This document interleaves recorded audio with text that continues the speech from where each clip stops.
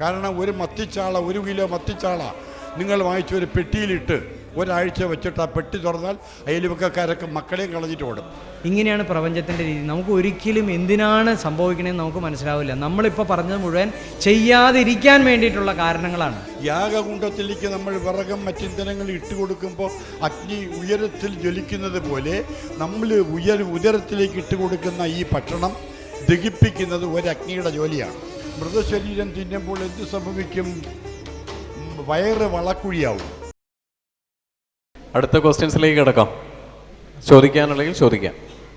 ഗുരുജി, എനിക്ക് മറ്റ് ചെറിയ 2 ഡൗട്ട് ഉണ്ടായിരുന്നു. ചെറിയ 2 ഡൗട്ട്. ഒന്ന് പുരാണത്തെ പറ്റിയിട്ടാണ്. ഗുരുവായൂരിലെ വിഗ്രഹം ഞാൻ കേട്ടത്, എൻ്റെ അമ്മൂമ്മയും അമ്മയൊക്കെ കേട്ടത് ശ്രീകൃഷ്ണൻ പൂജിച്ച മഹാവിഷ്ണുവിൻ്റെ വിഗ്രഹമാണ് ഗുരുവായൂർ ദ്വാരക മുങ്ങിയപ്പോൾ കടലിലൊഴി ഒഴുകി വന്നതെന്ന്.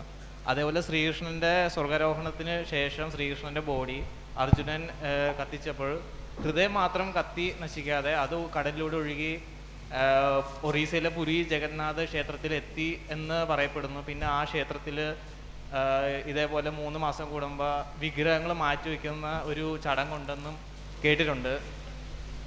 അപ്പോൾ വിഗ്രഹങ്ങൾ ഇങ്ങനെ മാറ്റിവെക്കുന്ന ചടങ്ങുകൾ ഉണ്ടെന്ന് കേട്ടിട്ടുണ്ട്. കാരണം അവിടെ ശ്രീകൃഷ്ണൻ്റെ ഹൃദയം ഉണ്ടെന്നാണ് ചില യൂട്യൂബ് വീഡിയോയിലൂടെയൊക്കെ ഞാൻ കേട്ടത്. എനിക്ക് അതിനെപ്പറ്റി കൃത്യമായിട്ടല്ല. അതൊരു ഡൗട്ടുണ്ട്. പിന്നെ SMS മെഡിറ്റേഷനെ പറ്റിയിട്ടാണ് മറ്റൊരു ഡൗട്ട്. എനിക്ക് ഇത് ശ്രീകൃഷ്ണൻ്റെ ഡൗട്ട് ഒന്നുകൂടെയും പറഞ്ഞ് എനിക്ക് ക്ലിയർ ആയില്ല. അതായത് ശ്രീകൃഷ്ണൻ സ്വർഗാരോഹണം ചെയ്തതിന് ശേഷം ശ്രീകൃഷ്ണൻ്റെ ബോഡി കത്തിച്ചപ്പോൾ ഹൃദയം മാത്രം കത്തി നശിച്ചില്ല. അപ്പോൾ ആ ഹൃദയം ദ്വാരക മുങ്ങിയപ്പോൾ കടലിലൂടെ ഒഴുകി ഒറീസയിലെ പുരി ജഗന്നാഥ് ക്ഷേത്രത്തിൽ എത്തി എന്ന് പറയപ്പെടുന്നു. പിന്നെ ആ ക്ഷേത്രത്തിൽ 3 മാസം കൂടുമ്പോൾ വിഗ്രഹങ്ങൾ മരം കൊണ്ടുണ്ടാക്കിയ വിഗ്രഹങ്ങളാണ്, അത് ഇടയ്ക്കിടയ്ക്ക് മാറ്റി വയ്ക്കാറുണ്ട്. ആ ശ്രീകൃഷ്ണൻ്റെ ഹൃദയം അത്രയ്ക്ക് എനർജറ്റിക് ആയതുകൊണ്ട് ആ വിഗ്രഹങ്ങളിൽ ഡാമേജസ് വരുന്നതുകൊണ്ടാണ് മാറ്റി വയ്ക്കുന്നതെന്നും. അപ്പോൾ അത് ശരിയാണോ അല്ലയോ എന്ന് അറിയാൻ വേണ്ടിയിട്ടായിരുന്നു. ഞാനിത് വേണമെങ്കിൽ മോനെ സന്തോഷത്തിന് ശരിയാണെന്ന് പറയാം. ഇനി കുറച്ച് പേർക്ക് അത് അങ്ങനെയല്ല എന്ന് കേൾക്കണമെന്നുണ്ടെങ്കിൽ ഞാൻ തെറ്റാണെന്നും പറയാം. ഗ്രന്ഥത്തെ മനസ്സിലാക്കാൻ പല തലങ്ങളുണ്ട്.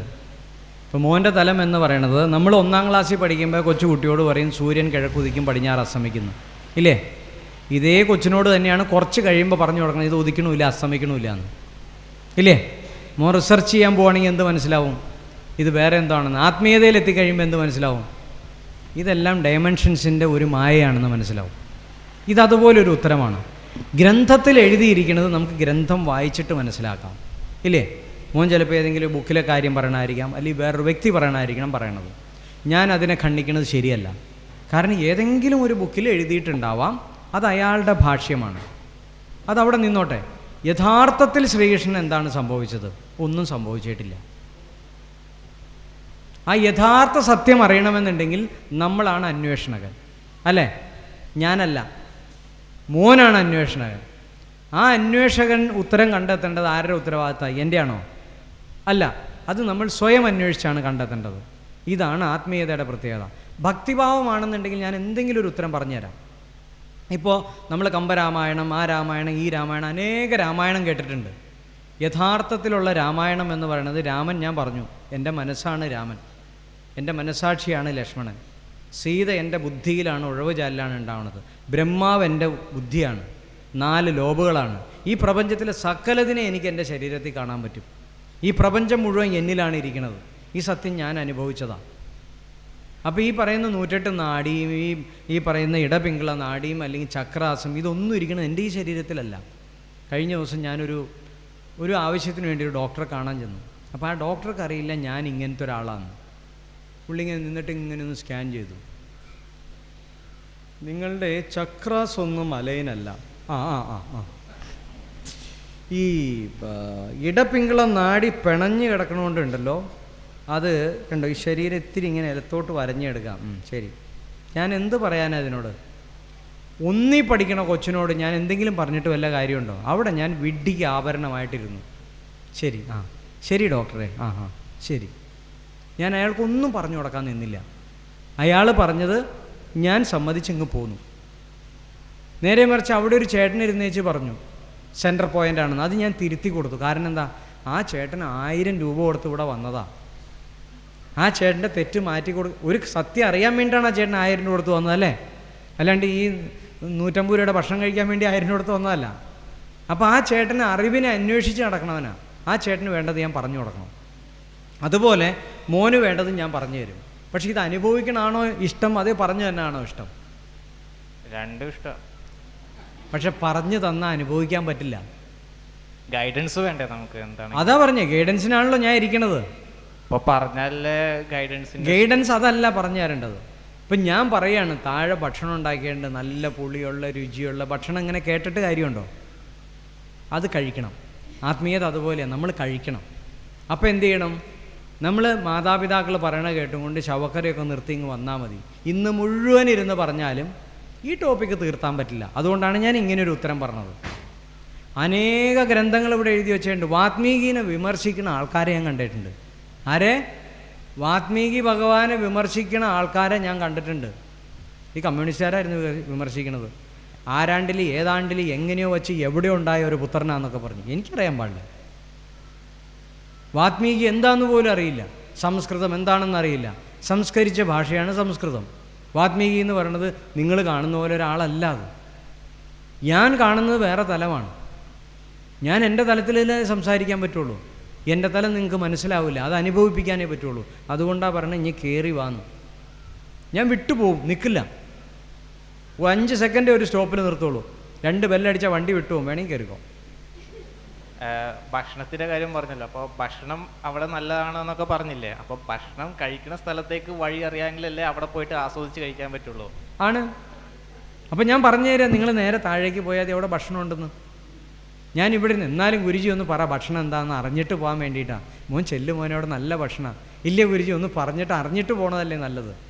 അപ്പം ഞാൻ പറയാം പപ്പടം പഴം പായസമുണ്ട്. ഈ പപ്പടം എന്ന് ചോദിച്ചാൽ എന്താ ഗുരുജി? ഈ പഴം എന്ന് ചോദിച്ചാൽ എങ്ങനെയായിരിക്കണേ? അയ്യോ, ഇതൊക്കെ പിന്നെ ഞാൻ പറഞ്ഞു തരാം. അത് കഴിയുമ്പോഴേക്കും അവിടെ സദ്യ തീർന്നിട്ടുണ്ടാവും. ഓ, ഇപ്പം എനിക്കെല്ലാം മനസ്സിലായി. താഴെ ചെല്ലും സദ്യ കഴിഞ്ഞു പോയി മോനെ.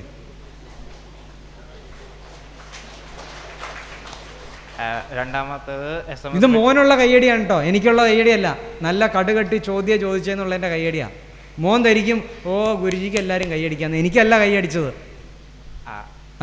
രണ്ടാമത്തെ ചോദ്യം, SMS മെഡിറ്റേഷൻ എനിക്ക് ഒരു ടൈമിലായിട്ട് ചെയ്യാൻ പറ്റും. ഇപ്പോൾ രാവിലെ ചെയ്യാനായിട്ട് എനിക്ക് കോളേജിൽ പോകേണ്ട ആവശ്യമുണ്ട്. രാവിലെ എനിക്ക് നേരത്തെ ഒരു 7-7:15 ആകുമ്പോഴേക്കും വീട്ടിൽ നിന്ന് ഇറങ്ങണം. എനിക്ക് ആ ഒരു 45 മിനിറ്റ്സ് ഈ രാവിലെ ചെയ്യാൻ പറ്റില്ല.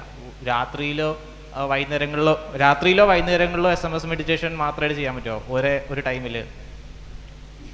മോനതൊന്നും ഓർത്ത് വിഷമിക്കേണ്ടത്. ഇവിടെ ഫ്രണ്ടിൽ ഒരു കൊച്ചു വന്നിരിപ്പുണ്ട്. ആ കൊച്ചു ആന്ധ്രയിൽ മെഡിസിൻ പഠിക്കണതാണ്. ആ കൊച്ചു വരണില്ല എന്ന് ഓർത്തുകൊണ്ടിരുന്നതാണ്. എന്തൊക്കെയോ പ്രപഞ്ചം പിടിച്ചിട്ട് ഇങ്ങനെ അങ്ങോട്ട് പെട്ടിച്ചിട്ടുണ്ടല്ലോ, അവിടെ നിന്ന് വലിച്ചിങ്ങനെ കൊണ്ടുവരികയാണ്. എന്നിട്ട് വരണ വഴി മുഴുവൻ അതിന് തടസ്സമാണ്. അതിൻ്റെ ഫ്ലൈറ്റ് ക്യാൻസൽ ആവണോ, ടിക്കറ്റ് മാറിപ്പോണു, അങ്ങോട്ട് പോകണു ഇങ്ങോട്ട് പോകണു ഒക്കെ എത്തി. എയർപോർട്ടിലിരുത്തി തലവേദന എടുത്തി സൈനസും മൈനസും പ്ലസ്സും ഒക്കെ വന്ന് കഷ്ടപ്പെട്ട് ഇന്നലെ രാത്രി വീട്ടിൽ വന്ന് കയറി. അതെന്തിനു വേണ്ടിയിട്ടാണ് വന്നത്? അതതിൻ്റെ അച്ഛനും അമ്മേനെയും കാണാൻ വന്നൊന്നുമല്ല. ഈ ക്ലാസ് ഇവിടെ ഇരുന്ന് കേൾക്കാനിന്ന് അതിന് യോഗമുണ്ട്. അതാ, വേറെ ഒന്നുമില്ല കാര്യം. ഇങ്ങനെയാണ് പ്രപഞ്ചത്തിൻ്റെ രീതി. നമുക്ക് ഒരിക്കലും എന്തിനാണ് സംഭവിക്കണമെന്ന് നമുക്ക് മനസ്സിലാവില്ല. നമ്മളിപ്പോൾ പറഞ്ഞത് മുഴുവൻ ചെയ്യാതിരിക്കാൻ വേണ്ടിയിട്ടുള്ള കാരണങ്ങളാണ്. എനിക്ക് കാലത്ത് 6 മണിക്ക് പോകണം ഗുരുജി, അപ്പോൾ ഞാൻ ചെയ്യാൻ പറ്റില്ല. വൈകിട്ട് 9 മണിക്ക് വരുള്ളൂ ഗുരുജി, അപ്പോൾ എനിക്ക് ഭക്ഷണം കഴിക്കണം. പിന്നെ എനിക്ക് മെഡിറ്റേഷൻ ചെയ്യുമ്പോൾ കാലിൻ്റെ മുട്ട് മടക്കി വെക്കണം ഗുരുജി, എനിക്ക് വേദന എടുക്കും. ഇതൊക്കെ ചെയ്യാതിരിക്കാൻ വേണ്ടിയിട്ടുള്ള കാരണങ്ങളാണ്. ചെയ്യാൻ വേണ്ടിയിട്ട് ഒരു കാരണം പറ. SMS മെഡിറ്റേഷൻ ചെയ്യാൻ വേണ്ടിയിട്ടുള്ള ഒരു കാരണം പറ. എൻ്റെ ലൈഫിൽ ഇത് ചെയ്യാനായിട്ട് കാരണം എന്ന് വെച്ചാൽ ഇപ്പം ഇത്രയും പേരും പിന്നെ എൻ്റെ പാരൻസിൻ്റെയും അനുഭവങ്ങൾ പറഞ്ഞതുകൊണ്ടും പിന്നെ ഇത് ചെയ്ത് കഴിഞ്ഞാൽ എനിക്കിപ്പോൾ ഒരു ഗൈഡൻസിൻ്റെ ഒരു ഇഷ്യൂ ഉണ്ട്. അപ്പോൾ എനിക്കിത് ചെയ്ത് കഴിഞ്ഞാൽ ചിലപ്പോൾ ഞാൻ കറക്റ്റ് ട്രാക്കിൽ ഗൈഡ് ആവുമെന്നൊരു വിശ്വാസം ഉള്ളതുകൊണ്ട് ഒരു പ്രയത്നം ചെയ്യാമെന്ന് കരുതുന്നു. ഇപ്പോൾ പറഞ്ഞതിനകത്താണല്ലോ ഈ കാരണത്തിനകത്തൊരു ദൃഢത വന്നിട്ടില്ല. അത് നമ്മുടെ ഉള്ളിൽ ആ സോളിഡ് കാരണം വേണം. എനിക്ക് ഭയങ്കര വിശപ്പാണ്, എവിടെയാണ് ഭക്ഷണം കിട്ടണേ? ഭക്ഷണം കിട്ടുമ്പോൾ ചേട്ടാ ഇതിനകത്ത് ചിക്കൻ ഉണ്ടോയെന്ന് ചോദിക്കില്ല, കിട്ടണത് ആദ്യം കഴിക്കും. ഞാൻ 3 ദിവസം പട്ടിണി കിടന്നിട്ടുണ്ട്. അപ്പം ഞാൻ അതിനകത്ത് പരിപ്പുണ്ടോ പയറുണ്ടോ വെണ്ടയ്ക്കുണ്ടോ എന്ന് നോക്കിയില്ല, കിട്ടിയത് വാരി തിന്നുക. ഇത് ഇപ്പോൾ വിശപ്പായിട്ടില്ല. അത് അമ്മ പറഞ്ഞ് അച്ഛൻ പറഞ്ഞു എനിക്ക് ട്രൈ ചെയ്ത് നോക്കാം. അത് നമുക്ക് വിശപ്പ് കയറണം ശരിക്കും. ആഗ്രഹം നമ്മുടെ ഉള്ളിൽ തന്നെ വരണം. അതെവിടെ പെടുന്നറിയാമോ? നമ്മൾ പഠിത്തമൊക്കെ കഴിഞ്ഞിട്ട് ഇപ്പോൾ എന്താ പഠിച്ചുകൊണ്ടിരിക്കണേ? Health inspector diploma. Health inspector diploma എല്ലാം കഴിഞ്ഞിട്ട് ഇൻ്റർവ്യൂ നടത്തി ഒരു സ്ഥലത്തും ജോലി കിട്ടാണ്ടിരുന്ന് ഇങ്ങനെ പ്രാന്താവണം. അത് കഴിയുമ്പോൾ കല്യാണം ആലോചിച്ച് എല്ലാം പറയാം, ജോലി ഇല്ലാത്ത ഇറക്കണേ എനിക്ക് വേണ്ട. നാളിനകത്ത് കുശകൻ ഒളിഞ്ഞിരിക്കുകയാണ്, അതുകൊണ്ട് നിൻ്റെ കല്യാണം നടക്കില്ല. ഇങ്ങനെയൊക്കെ പറയുമ്പോൾ നിങ്ങൾ വിചാരിക്കും, എൻ്റെ ദൈവമേ, എൻ്റെ ജീവിതം മൊത്തം കട്ട പോകെ, ഇനി ഞാൻ ആത്മീയത എവിടെയാണെന്ന് നോക്കാം. അപ്പോഴത്തേക്ക് എൻ്റെ പരിപാടി തീർന്നിട്ടുണ്ടാവും, സദ്യ പിന്നെ ഉണ്ടാവില്ല. ഇപ്പം കിട്ടിയ അവസരമാണ്, ഇന്നത്തെ വണ്ടിക്ക് കയറിയാൽ രക്ഷപ്പെടാം. നമ്മൾ നാളേക്ക് ഒരു സാധനം വയ്ക്കാൻ പാടില്ല. ഞാൻ ആത്മാർത്ഥമായിട്ട് പറയാം. നമ്മൾ പറയുമ്പോഴേക്കും കുശാഗ്രബുദ്ധി എങ്ങും പോകരുത്. നല്ല കാര്യങ്ങളാണ് ഞാൻ പറഞ്ഞത്. നല്ല കാര്യത്തിൻ്റെ തീരുമാനം അപ്പം തന്നെ ആയിരിക്കണം. അതിനൊരു ശ്ലോകം ഉണ്ടല്ലോ സ്വാമി, ഒന്ന് പറഞ്ഞ്, ശീക്രസ്യ എന്നും പറഞ്ഞുകൊണ്ട്. അത് തന്നെ ഈ സ്വാമി പറഞ്ഞ ശ്ലോകമാണ് കറക്റ്റ്. ശുഭസത് നാവ് വളരില്ല. അത് തന്നെ കണ്ടോ, ശുഭകാര്യങ്ങൾക്ക് പെട്ടെന്നായിരിക്കണം. ഞാൻ ശ്ലോകം പഠിച്ചിട്ടില്ല, എന്നിട്ട് സാധനം ഉണ്ടെന്ന് മനസ്സിലായില്ലേ? എനിക്ക് സംസ്കൃതം എങ്ങാനും അറിഞ്ഞായിരുന്നെങ്കിൽ നിങ്ങളുടെ തല ഞങ്ങൾ പൊട്ടിച്ച് കളഞ്ഞാണ്. കാരണം ഞാൻ വർത്താനം പറഞ്ഞ പോലും ശ്ലോകം പോലെ ചൊല്ലിയേനെ. കാരണം അത്രമാത്രം ഉള്ളിൽ സാധനം ഇരിപ്പുണ്ട്. പക്ഷേ ഒരു കുഴപ്പമില്ല. അല്ല, ആ അനിയനിൽ നല്ലൊരു അന്വേഷകനുണ്ട്, നല്ലൊരു ജിജ്ഞാസമാണ്. നീ ഒരു തലത്തിലെത്തും മോനെ. കീപ്പ് ഇറ്റ് അപ്പ് കേട്ടോ. ഏതായാലും ഗുരുജിയോട് സംശയം ചോദിച്ചല്ലോ, അതാണ് വേണ്ടത്. വെറുതെ ആ സംശയം കൊണ്ട് പോവുകയല്ല. ക്ലിയർ ആയല്ലേ? അതായിരിക്കണം എല്ലാവരും. ആരെങ്കിലും ചോദിക്കണമല്ല, ഉള്ളത് ചോദിക്കണം. അദ്ദേഹം എത്രയോ ഇതായിട്ട് ഗുരുജി ഉത്തരം പറയുന്നുണ്ട്. കീപ്പ് ഇറ്റ് അപ്പ് മോനെ, എൻ്റെ ജീവിതം ഒരു തലത്തിലെത്തും കേട്ടോ. എൻ്റെ ഒരു അപേക്ഷയുണ്ട്. ഇവിടെ 2 പേര് ഇരിപ്പുണ്ട്. ഇവരിങ്ങനെ ഇരുത്തി കഴിഞ്ഞാൽ ബ്രഹ്മജ്ഞാനി ആയിപ്പോവും, അനങ്ങാതെ ഇരുന്ന്. അതുകൊണ്ട് ഇവരോടും കൂടി എന്തെങ്കിലും ചോദ്യം ചോദിക്കുക. എനിക്ക് അദ്വൈതാനന്ദപുരി ആളിനോടാണ് ചോദിക്കാനുള്ളത്. ഇപ്പോൾ ഏതെങ്കിലും പുരാണത്തിൽ പറഞ്ഞിട്ടുണ്ടോ മത്സ്യവും കാര്യങ്ങളൊന്നും കഴിക്കാൻ പാടില്ല എന്നെന്തെങ്കിലും? ഇപ്പോൾ കുറച്ച് നേരത്തെ തസ്മേജി ഗുരുജി പറഞ്ഞല്ലോ, ഭക്ഷണം കഴിക്കാൻ പാടില്ല എന്ന് ഏതെങ്കിലും പുരാണത്തിൽ പറഞ്ഞിട്ടുണ്ടോ? ഇല്ല, വേറൊന്നുമല്ല. ചില അമ്പലത്തിൽ ഇപ്പോഴും മത്സ്യം കൊടുക്കുന്നുണ്ട്. കണ്ണൂര് ചിക്കൻ അല്ല, സോറി, പിന്നെ മണ്ടക്കാട് അമ്പലം തമിഴ്നാട്, അവിടെ ഇപ്പോഴും മത്സ്യം കൊടുക്കുന്നുണ്ട് പൊങ്കാല ടൈമിലൊക്കെ. അപ്പോ അവരൊന്നും അത് കഴിക്കരുതെന്നൊന്നും പറഞ്ഞിട്ടില്ല, അമ്പലത്തിൽ കൊടുക്കുന്നുണ്ട് അതൊക്കെ. ഗുരുജി ഒരു നിമിഷം. ഏഞ്ചൽ, കഴിഞ്ഞ സ്പിരിച്വൽ അവേഴ്സിൽ ഇതിനെക്കുറിച്ച് ഭയങ്കരമായിട്ടൊരു ഡിബേറ്റ് ഉണ്ടായി വ്യക്തമായിട്ട്. അതായത് നമ്മുടെ വേറെ 2 ഗുരുക്കന്മാരുണ്ടായിരുന്നു. അല്ല, ശരിക്കും ഉണ്ടല്ലോ, ഇതാണ് ആളുകൾക്ക് വേണ്ടത്. അതെ, ആളുകൾക്ക് വേണ്ടത് തന്നെയാണ് ചോദിക്കണേ. ഒരു സംശയമില്ല. അവർ കാലത്തോട്ട് വൈകുന്നേരം വരെ തീറ്റക്കാരും ചോദിച്ചോട്ടെ, ഒരു കുഴപ്പമില്ല. നമ്മൾ ഉച്ച മുതൽ വൈകുന്നേരം വരെ ഈ ടോപ്പിക്ക് സംസാരിച്ചു. ഞാൻ പറയുന്നത് ചില അമ്പലത്തിൽ ഇപ്പോഴും മത്സ്യം ഒക്കെ കൊടുക്കുന്നുണ്ട്. ഞാൻ പോയിട്ടുണ്ട്. മറ്റേ മണ്ടക്കാട് അമ്പലം തമിഴ്നാടാണ്, എൻ്റെ അങ്ങോട്ടാണ്. അവിടെ നൊത്തൂലി മീനാണ് കൊടുക്കുന്നത് പൊങ്കാല ടൈമിൽ. അത് ദേവിയുടെ അവിടെ വെച്ചാണ് പൂജിച്ച കാര്യങ്ങളൊക്കെ ആൾക്കാർക്ക് കൊടുക്കുന്നത്. അപ്പോ ഈ ക്വസ്റ്റ്യൻസ് ഗുരുജിയോട് ചോദിക്കുന്നവരെ നമുക്ക് സ്വാമിയോട് ചോദിക്കാം. കാരണം ഗുരുജി സോമിയോടാണ് ഞാൻ ചോദിക്കുന്നത്. പ്രതിവേട്ട ചോദ്യം ഒന്നുകൂടെ വ്യക്തമാക്കാം. തസ്മൈ ഗുരുജി പറഞ്ഞ ഈ ആശയങ്ങൾ ഹൈന്ദവ പുരാണങ്ങളിൽ എവിടെയെങ്കിലും പ്രതിപാദിക്കുന്നുണ്ടോ? നമ്മുടെ കേരളത്തിലെ പല ക്ഷേത്രങ്ങളിലും ഇല്ല. അല്ലല്ല, ആഹാരം വേണ്ടെന്നല്ല, ഞാൻ എപ്പോഴും ശവക്കറിയെ പറ്റി പറയണ്ടല്ലോ. ഇതിനെ പ്രതിപാദിക്കുന്ന രീതിയിൽ അത് പാടില്ല എന്നുള്ളത് ഭാരതീയ സംസ്കാരത്തിന്റെ ഗ്രന്ഥങ്ങളിൽ എവിടെയെങ്കിലും പറയുന്നു? മുഴുവൻ ഗ്രന്ഥങ്ങളിലും പറയുന്നു, മുഴുവൻ ഗ്രന്ഥങ്ങളിലും. കാരണം തസ്മൈ ഗുരുജി പറഞ്ഞത് 100% സത്യമാണ്. അതിൻ്റെ പ്രമാണഗ്രന്ഥം ഞാൻ തരാം, ഇപ്പം തരാം. സാത്വികാഹാരം, രാജസാഹാരം, താമസാഹാരം, 3 തരം ആഹാരത്തെക്കുറിച്ച് ഭഗവത്ഗീതയിലും ഉപനിഷത്തുകളിലും പറയുന്നുണ്ട്, ദർശനങ്ങളിലുമുണ്ട്. താമസാഹാരം എന്ന് പറഞ്ഞാൽ ഏറ്റവും പുഴുത്ത വൃത്തികെട്ട പഴക്കം ചെന്ന ആഹാരം കഴിക്കുന്ന ആളുകൾ. അവരുടെ സ്വഭാവം താമസ സ്വഭാവം എന്ന് പറയും. എന്ന് വെച്ചാൽ അർത്ഥം അന്ധകാരനിബിഡമായ മനസ്സ്, പരദൂഷണം, അന്യരെ ദേഷിക്കുക, അപരാധങ്ങൾ പറഞ്ഞു പരത്തി അതിലൂടെ സുഖം കണ്ടെത്തുക, ഇങ്ങനെ മലിനമായ മനസ്സ്. കാരണം മലിനമായ ആഹാരം കഴിക്കുന്നത് കൊണ്ട് മനസ്സ് മലിനമാവും. പക്ഷിമൃഗാദികളുടെ മൃതശരീരം ആണ് നമ്മൾ ഹിന്ദുക്കളായ ആളുകൾ തിന്നുന്നത്. ഇത് പണ്ടുണ്ടായിരുന്നില്ല.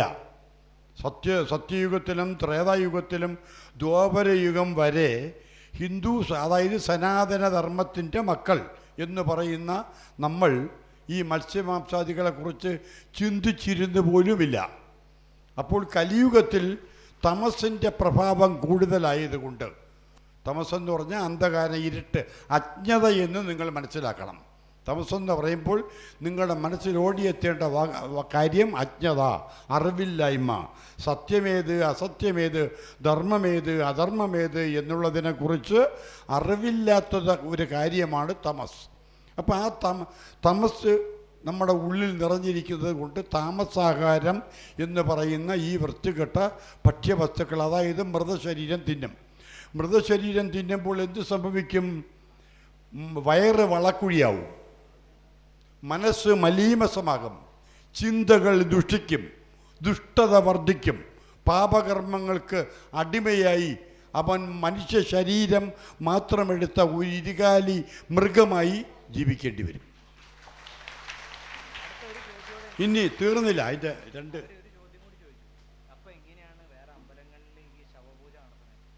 മോളുടെ പേരെന്തായിരുന്നു? അതിന് മറുപടി ഉണ്ട്, അതിന് മറുപടി ഉണ്ടല്ലോ. അതൊക്കെ കൊണ്ടാണല്ലോ ഞങ്ങളൊക്കെ ഇവിടെ വന്നിരിക്കണത്. സ്വാമി, അയാൾ ചോദിച്ചത് എന്തുകൊണ്ട് അമ്പലങ്ങളത് പ്രൊമോട്ട് ചെയ്യുന്നു എന്നുള്ളതാണ്. അല്ല, കൽക്കട്ടയിലെ കാളി ക്ഷേത്രം ഉൾപ്പെടെ ഇദ്ദേഹം പറഞ്ഞ കേരളത്തിനകത്തുള്ള ക്ഷേത്രവും രോഹിത് പറഞ്ഞു. പിന്നെ താന്ത്രിക ശാസ്ത്രത്തിൽ ഒരു കാര്യം എന്ന് പറഞ്ഞിട്ട് ഞാൻ ആ വിസലടിച്ചോ എഡിറ്റ് ചെയ്യുന്ന കളയുന്നേ കേട്ടോ, ഉള്ളിലെ സന്തോഷം കൊണ്ട് വിസലടിച്ചു പോയതാണ്. താന്ത്രിക ശാസ്ത്രത്തിൽ കൗള പൂജ എന്ന് പറയുന്നൊരു പൂജയുണ്ട്. ഇന്ന് നമ്മൾ കാണുന്ന സാത്വിക ദൈവങ്ങളെ പൂജിക്കുന്നത് മോക്ഷമാർഗത്തിന് വേണ്ടിയാണ്. കൗള പൂജ എന്ന് പറയുന്നത് മദ്യവും മാംസവും ഒക്കെ വിളമ്പി ദുർദേവതകളെ ആവാഹിച്ച് ഭൗതികമായ കാര്യങ്ങൾ നേടിയെടുക്കാൻ വേണ്ടി ചെയ്യുന്ന പൂജയുടെ പേരാണ് കൗള പൂജ. അവരെ കൗളന്മാർ എന്ന് തന്നെ വിളിക്കുകയും ചെയ്യും ഈ പൂജ ചെയ്യുന്ന ആളുകളെ. അത് നമ്മളെപ്പോലെ ആധ്യാത്മികമായി ചിന്തിക്കുന്ന മോക്ഷമാർഗത്തിൽ സഞ്ചരിക്കുന്ന ആളുകളെക്കുറിച്ച് ഒരു വിഷയമേ അല്ല. യഥാർത്ഥത്തിൽ ഇത്തരം കാര്യങ്ങൾ ഇങ്ങനെയുള്ള ആധ്യാത്മിക വേദികളിൽ ചർച്ച ചെയ്യാൻ പോലും പാടില്ല. ക്ഷേത്രങ്ങളിൽ മത്സ്യവും മാംസവും വിളമ്പുന്നല്ലോ എന്ന് ഒരാൾ പറഞ്ഞാൽ, ഏത് ക്ഷേത്രത്തിലാണ് വിളമ്പുന്നത്? 1000 ക്ഷേത്രം ഉണ്ടെങ്കിൽ ഏതെങ്കിലും ഒരു മൂലയിലുള്ള വൃത്തികെട്ട സ്വഭാവമുള്ള ആളുകൾ നടത്തുന്ന ഒരു ക്ഷേത്രത്തിൽ ഇത് കാണുമായിരിക്കും. എന്തിനു വേണ്ടിയാണ്? ഈ ഭഗവാൻ അവൻ്റെ കർമ്മം മൂലമാണ് ഒരാളിന് ഭാഗ്യ നിർഭാഗ്യങ്ങൾ നിർണ്ണയിക്കുന്നത്. കർമ്മം മൂലമാണ്. കർമ്മഫലമെന്ന് പറയുന്നതിന് അവർ പാപങ്ങൾ ചെയ്ത് ദുരിതങ്ങൾ അനുഭവിക്കേണ്ടി വരുമ്പോൾ നമ്മൾ ഹിന്ദുക്കൾ കൊടുക്കുന്ന 2 അക്ഷരമുണ്ട്, വിധി. ഈശ്വരൻ ചമച്ചതാണത്രേ. ദൈവങ്ങൾക്ക് ആളുകളെ വിധിച്ചിട്ട് അരുമ സന്താനങ്ങളായ നമ്മളെ നമുക്ക് ദുർവിധി തന്ന് നമ്മൾ പിടയുമ്പോൾ, വേദന കൊണ്ട് പിടയുമ്പോൾ അത് കണ്ട് പൊട്ടിച്ചിരിക്കുന്നത് ഈശ്വരൻ്റെ ജോലിയല്ല. ഒരു ദൈവവും ആർക്കും, ഒരു കുഞ്ഞിന്, ഒരു ഉറുമ്പിന് പോലും വേദന വരരുതേ എന്ന് മാത്രമേ ദൈവങ്ങൾ ചിന്തിക്കാറുള്ളൂ. അതായത് സാത്വിക ഭാവത്തിലുള്ള ദൈവങ്ങൾ. ഗുണത്രയങ്ങളിൽ ഏറ്റവും മോശമായതാണ് ഞാൻ നേരത്തെ പറഞ്ഞ ഈ തമോ ഗുണപ്രധാനമായ ആഹാര രീതിയും. അങ്ങനെയുള്ളവരെ താമസന്മാർ എന്ന് വിളിക്കും. രണ്ടാമത്തത് രജസാണ്, രജോ ഗുണം. രജോ ഗുണത്തിൽപ്പെട്ടവരാണ് മന്ത്രിമാർ, MLA മാർ, ഉയർന്ന സ്ഥാനത്തിരിക്കുന്നവരൊക്കെ. എനിക്ക് വലുതാവണം, ആളുകളുടെ ഇടയിൽ ഞാൻ വലിയവനാണെന്ന് അംഗീകരിക്കണം, എനിക്കൊരുപാട് കയ്യടി കിട്ടണം, എന്നെ എല്ലാവരും ബഹുമാനിക്കണം, ഞാൻ വരുമ്പോൾ എല്ലാവരും എഴുന്നേറ്റ് നിന്ന് പറ്റുമെങ്കിൽ തലയ്ക്ക് മുകളിൽ കൈവച്ചൊന്ന് തൊഴണം എന്നുള്ള ആ ചിന്തയുള്ളവരെയാണ് രാജസന്മാർ എന്ന് അവരും താമസന്മാരെ പോലെ തന്നെ മത്സ്യമാംസാദികളെന്ന് പറയുന്നതിനേക്കാൾ നല്ലത് പക്ഷിമൃഗാദികളുടെ മൃതശരീരം തിന്നുന്ന വർഗത്തിൽപ്പെട്ടവരാണ്. മനസ്സിലായോ? ഈശ്വരമാർഗത്തിൽ സഞ്ചരിക്കുന്ന ഒരാൾ, അതായത് ഇതുപോലുള്ള ഗുരുക്കന്മാരുടെ പാത പിന്തുടരുന്നവർ, ഗുരുചരണങ്ങളിൽ അഭയം പ്രാപിച്ച് അവരുടെ അനുഗ്രഹം നേടിയവർ, ഗുരുപാദങ്ങൾ നമസ്കരിക്കുന്നത് തെറ്റേ അല്ല. സത്യയുഗം മുതൽ നിങ്ങൾ എടുത്തു നോക്കിക്കഴിഞ്ഞാൽ, ത്രേതായുഗം കഴിഞ്ഞ് ദ്വാപരയുഗം വരെ എടുത്തു നോക്കിക്കഴിഞ്ഞാലും ഗുരുപാദങ്ങളിൽ ശിഷ്യന്മാർ അനുഗ്രഹത്തിന് വേണ്ടി നമസ്കരിക്കാറുണ്ട്. അത് പുണ്യം തന്നെയാണ്. ഹനുമാൻ ശ്രീരാമൻ്റെ പാദങ്ങൾ നമസ്കരിക്കുന്നത് നിങ്ങൾ കണ്ടിട്ടില്ലേ?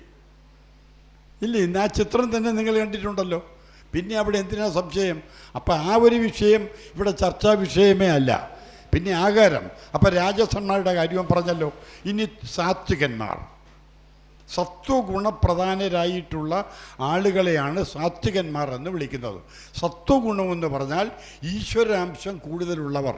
അവർ ഒരു നേരത്തെ ആഹാരം മാത്രമേ കിട്ടിയാലും അവരുടെ അധ്വാനം മൂലം കൊണ്ട് മാത്രം ജീവിക്കുന്നവരായിരിക്കും. ഇന്ന് കഞ്ഞിയേ കിട്ടിയുള്ളൂ, അതിൽ പൂർണ്ണ സംതൃപ്തരായിരിക്കും. എനിക്കിന്ന് ഈശ്വരൻ വിധിച്ചത് കഞ്ഞിയാണ്, ഈ കഞ്ഞി കുടിച്ച് ഞാൻ സന്തോഷത്തോടെ ജീവിക്കുന്നു എന്ന മനസ്സ്. ആ മനസ്സ് കൊടുക്കുന്നത് ഗുരുവിൽ നിന്നാണ്. ഭഗവത്ഗീതയിൽ അന്നത്തെക്കുറിച്ച് പറയുന്നുണ്ടല്ലോ.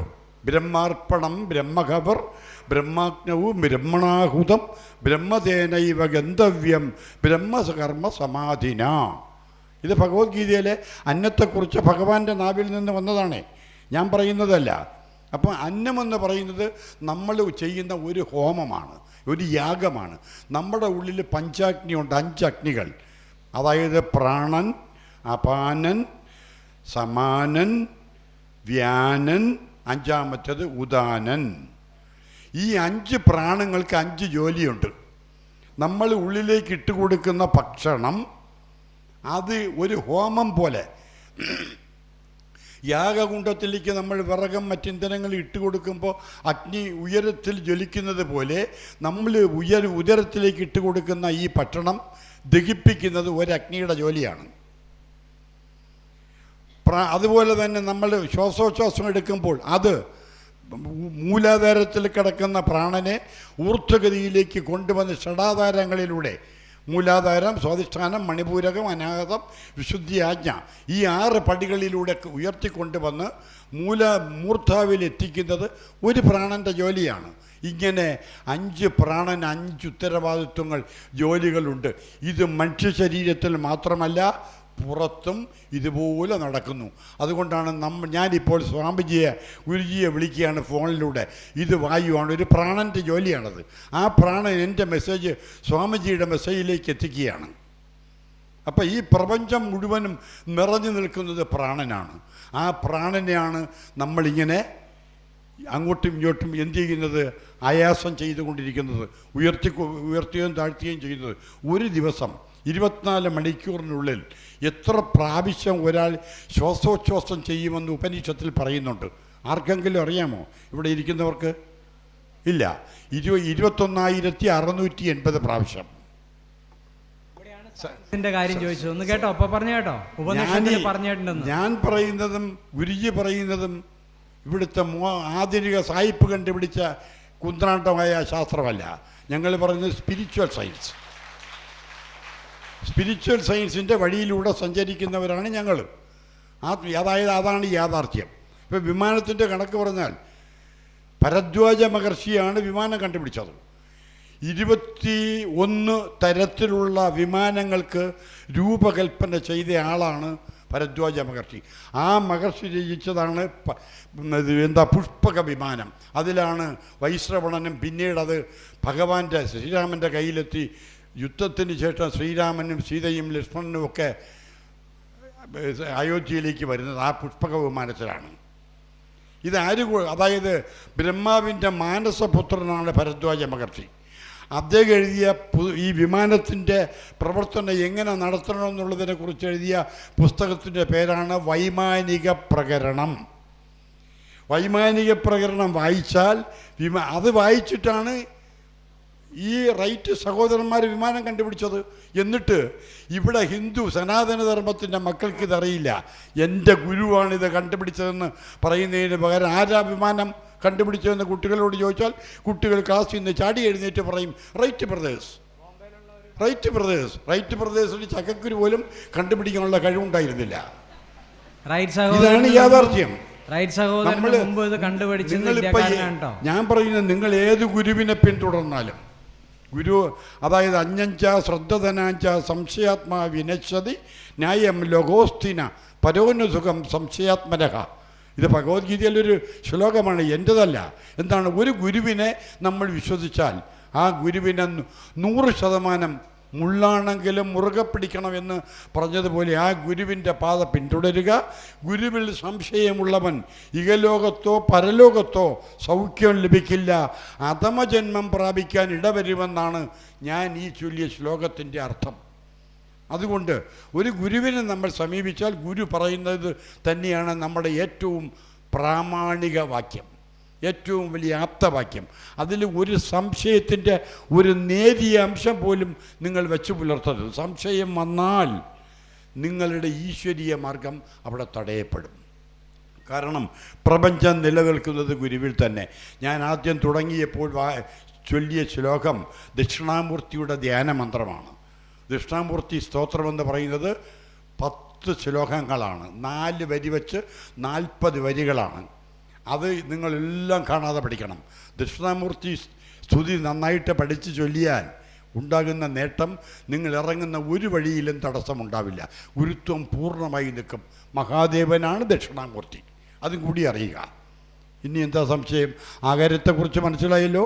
അപ്പോൾ എന്ത് ചെയ്യണം? ഈ ആകാരം വയറ്റിലേക്കിട്ട് അവിടെ കിടന്ന് ദഹിച്ച് പോഷകാംശം ശരീരത്തിലേക്ക് അലിയുകയും വേണ്ടാത്ത വേസ്റ്റെല്ലാം കൂടി മലമൂത്രങ്ങളായി പുറത്തേക്ക് പോവുകയും ചെയ്യുന്നു. ഇങ്ങനെ ഒരു പ്രക്രിയ സദാ നേരവും നമ്മൾ ഉറങ്ങുമ്പോൾ പോലും ഇത് ശരീരത്തിൽ ഈ പ്രാണൻ്റെ സഞ്ചാരം നടന്നുകൊണ്ടേയിരിക്കുന്നു. പ്രാണൻ്റെ സഞ്ചാരം നിന്നാൽ സംഗതി നേരത്തെ ഗുരുജി പറഞ്ഞതുപോലെ ശിവം പോകും, പിന്നെ ശവമായി മാറും. ഇത് തിന്നാൻ പോലും കൊള്ളാത്തൊരു ശരമാണ്. കൊമേനിയൊക്കെ തിന്നിരിക്കാം മനുഷ്യ ശരീരം, പക്ഷെ ഭാരതീയരെ സംബന്ധിച്ചിടത്തോളം ഇത് മനുഷ്യ ശരീരം തിന്നാൻ പോലും കൊള്ളാത്തതാണ്. തിന്നാൻ പോലും കൊള്ളാത്ത ഈ ശരീരത്തെ പരിപോഷിപ്പിച്ച് പെരുക്കാൻ വേണ്ടിയിട്ട് മനുഷ്യരെത്ര പ്രാണികളെ കൊന്നെടുക്കുന്നു. ഇതിലപ്പുറം ഒരു ഘോരമായ പാപകർമ്മം വേറെ ഉണ്ടോ? നിങ്ങളൊരു നല്ല ഗുരുവിൻ്റെ പാത പിന്തുടരുന്നവരാണ്. നിങ്ങൾക്ക് ഈ പൂർവ്വജന്മങ്ങളിലെ പുണ്യകർമ്മത്തിൻ്റെ ഫലം കൊണ്ട് നിങ്ങൾക്കൊരു മാർഗം കിട്ടിയിട്ടുണ്ട്. ആ മാർഗം നിങ്ങൾ കളഞ്ഞു കുളിക്കാതെ മത്സ്യമാംസാദികളെക്കുറിച്ച് ചിന്തിക്കുക മാത്രമല്ല, നിങ്ങളെ വീട്ടിൻ്റെ പരിസരത്ത് പോലും അടുപ്പിക്കരുത്. കാരണം ഒരു മത്തിച്ചാള, 1 കിലോ മത്തിച്ചാള നിങ്ങൾ വാങ്ങിച്ചൊരു പെട്ടിയിലിട്ട് ഒരാഴ്ച വെച്ചിട്ട് ആ പെട്ടി തുറന്നാൽ അയൽവക്കക്കാരൊക്കെ മക്കളെയും കളഞ്ഞിട്ട് ഓടും. അത്ര ദുർഗന്ധമുള്ള അതാ ഞാൻ പറഞ്ഞത് വയറ് വളക്കുഴിയാക്കുമെന്ന്. വയറ് വളക്കുഴിയാക്കാനുള്ളതല്ല. ഈശ്വരൻ വസിക്കുന്ന ഒരു പേടകമാണ്, ഒരു പഞ്ചരമാണ് നമ്മുടെ ശരീരം. ക്ഷേത്രജ്ഞ സംവാദമെന്ന ഗീതയിലെ അധ്യായത്തിൽ ക്ഷേത്രമെന്ന് പറയുന്നത് മനുഷ്യ ശരീരവും ക്ഷേത്രജ്ഞൻ എന്ന് പറയുന്നത് മനുഷ്യ ശരീരത്തിൽ കുടികൊള്ളുന്ന ആത്മാവുമാണ്. ആത്മാവാണ് നമ്മുടെ ഉള്ളിൽ കുടികൊള്ളുന്നത്. ആ ആത്മാവ് ക്ഷേത്രജ്ഞൻ. അത് നമ്മളും അവതാരം തന്നെ. ശ്രീനാരായണ ഗുരുദേവൻ പറഞ്ഞില്ലേ, അവനവൻ ആത്മസുഖത്തിന് ആചരിച്ചിടുന്നവ അപരന് സുഖത്തിനായി ഭവിച്ചിടണം. ഞാനും എൻ്റെ ഭാര്യയും മക്കളും ഒരു തട്ടാനും മാത്രം ജീവിച്ചിരിക്കട്ടെ, ബാക്കിയുള്ളവർ ചത്തുപോട്ടെ എന്ന് ചിന്തിക്കുന്നത് മഹാഭാവമാണ്. അതുകൊണ്ടാണ് ഗുരുദേവൻ പറഞ്ഞത്, നമ്മൾ ആചരിക്കുന്ന കർമ്മങ്ങൾ അയൽപക്കത്തുള്ളവർക്ക് കൂടി സുഖമായിരിക്കണം. അല്ലാതെ ഞാൻ മാത്രം എല്ലാം തിന്നിട്ട് പെരുത്ത് വലിയ ആളാണെന്ന് പറഞ്ഞ് നടന്നിട്ട് ഒരു കാര്യവുമില്ല. അത് നമ്മൾ അറിയുക തന്നെ വേണം.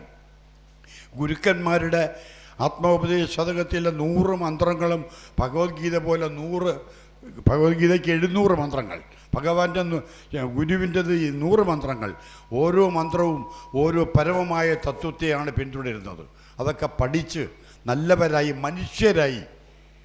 അപ്പോൾ ചോദിക്കും, സ്വാമിജി ഞങ്ങൾ മനുഷ്യരല്ലേ? അങ്ങനെ പറയാൻ എനിക്ക് ബുദ്ധിമുട്ടുണ്ട്. വേറൊന്നും കൊണ്ടല്ല, ശരീരം എടുത്തിട്ട് കാര്യമില്ലല്ലോ.